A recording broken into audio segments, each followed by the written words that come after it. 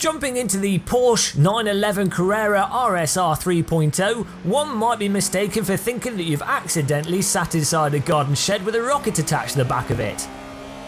We haven't, and it is indeed a car, and here we are on what is arguably more dangerous than Baghdad city centre, because this is a public server running the RSR 911 at the Nürburgring GP.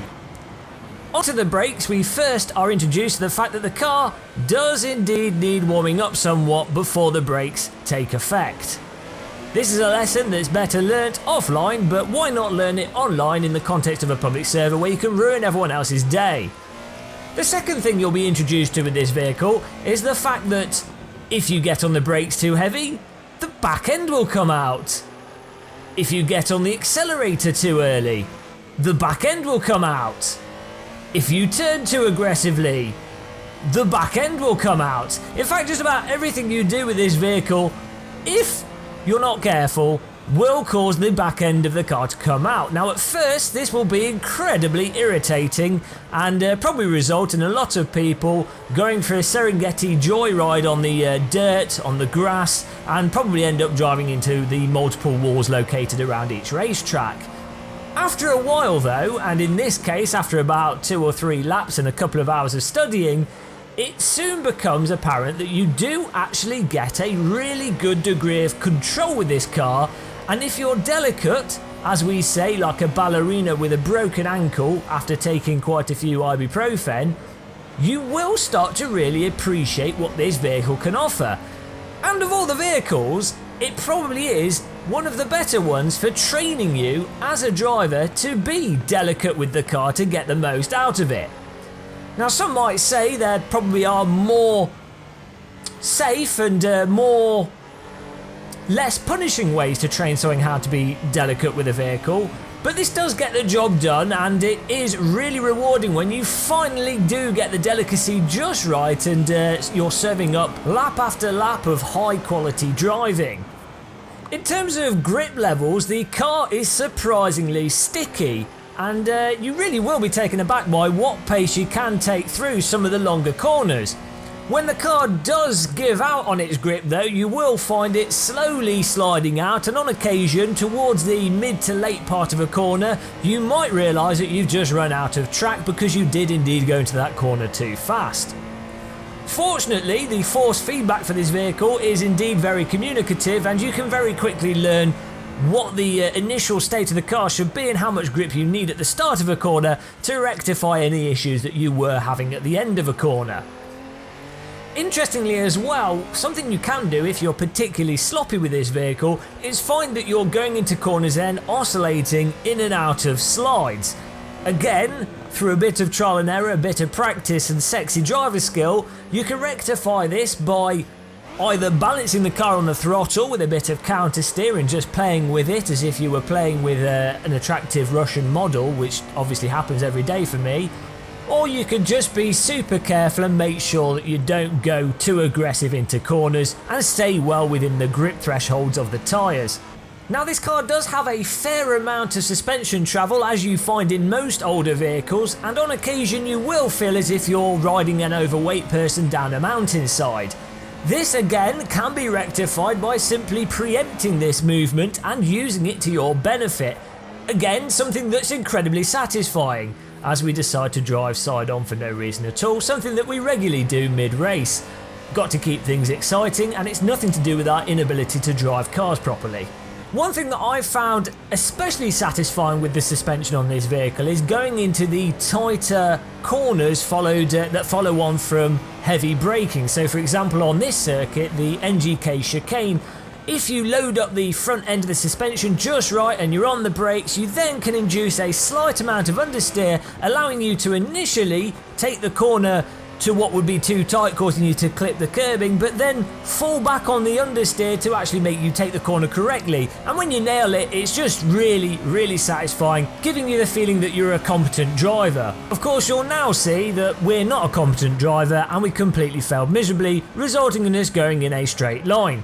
And with this vehicle, just as if you were to run through a safari naked with chicken carcasses sellotaped to your body, the margin between success and failure is incredibly narrow, with the outcome also generally being rather unpleasant. Something that I did really start to enjoy with this vehicle is the itch that it induces that you have to stick your foot on the gas, slapping it down on the exit of every corner to get the back end out and then force yourself to correct it.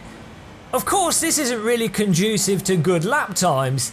It just happens to be really fun, and I defy anyone to do a more than 3-lap race in this vehicle without on at least one corner have to put too much gas down and then correct it for the sake of just doing it. So I think I've pretty much covered the most pertinent handling characteristics of this vehicle, at least from my perspective, so let's now move on to the audio. Why not? The car sounds really nice. I mean, you can hear it in this video if you listen closely over the top of my blathering, idiotic British accent. You might just be able to hear the vehicle. I'll shut up for a second.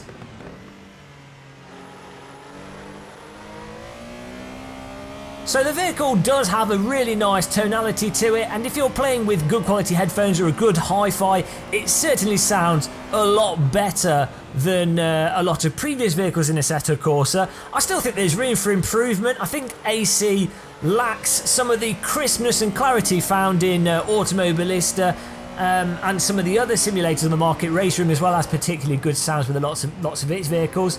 The nice thing is, of course, with this update they just did, we do get better brake sounds, and this car takes advantage of them, and the brakes just sound a lot more variable and a lot more, I guess they're just old-fashioned brake squealy noises. I don't know if this car had drum brakes on it. I would hope not, but it's possible, with it being a car from the 70s. They could have just, you know, I'm surprised it's got brakes at all. Back then they didn't really care about safety. Brick wall will do, that'll slow you down at the end of a lap. Done. I think a surprise with this is the wind sound effects, and the changes to the wind specifically really do help raise tension with this vehicle, given that you are in a garden shed bombing down some tarmac. Having the wind sort of ruffling along a lot more audibly than previously really does help raise tension and increase immersion, especially in virtual reality.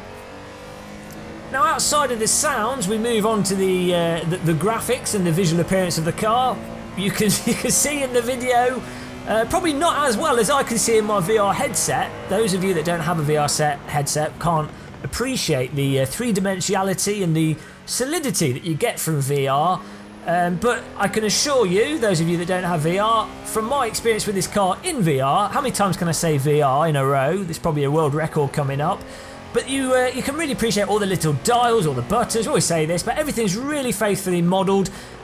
Especially surprisingly is the car seat to the right, or rather lack of car seat, but it's still got the rails there. So you could work out exactly what car seat you could put on this if you were planning on buying this car. In reality, you could probably measure it up with a virtual tape measure. All completely really useful things to have with a driving simulator. That's the kind of functionality that I look for. But really, the car is the ultimate garden shed to sit in and experience, and from VR you really do get that full musty, there's probably a spade in the corner garden shed experience. Kunos have completely nailed the interior of this car, and while the exterior, it just speaks for itself. I mean, just look at it. Who wouldn't want one of these vehicles? I'm sure lots of people had posters of them. Many children probably also had little toy versions that they drove around. Mind you, I'm not sure if I would want to take one of these vehicles out on a British road, as I'd probably end up pancaked between a lorry and the car in front, as like many 70s vehicle, I'm sure this has the structural rigidity of a cardboard box. Well, I'm sure there's worse ways to die than being flattened in a 911 Carrera, but there you go. Visually, it's a little bit off topic there, tiny bit off topic, and back around the world we come. Visually, the car is really nice. Fantastic job, kudos. Well done. Would look even better with OpenVR. The scale would be spot on then, because with Revive, the scale's not perfect. But, you know, we'll move on from that. Hopefully that's the next patch, please. Last of all, What else is there to say about this car? We've covered the visuals, the graphics, the handling. We've got new driver gloves, but that's separate to this vehicle. That's pretty much it, I think. What I'll do is I'll let the video run on as we set a new race best, I think. Those of you that can lap this car quickly are face palming against a brick wall, hoping that the damage to your brain will make this video appealing once again. But yeah, we'll let this video run to the end. Really fantastic car. DLC pack is awesome. Normally I really don't like DLC, but I like this Porsche pack. A lot of the cars in the Porsche pack do bring something unique to the sim, and you know, I'm a bit of an AC fanboy at the moment. So until more games have VR support, we're going to keep doing AC videos. Ultimately, all this video can really achieve is myself triggering your mirror neurons, and hopefully that's providing entertainment value. But if you haven't experienced this car, you really have to try it for yourself to understand what the excitement's about.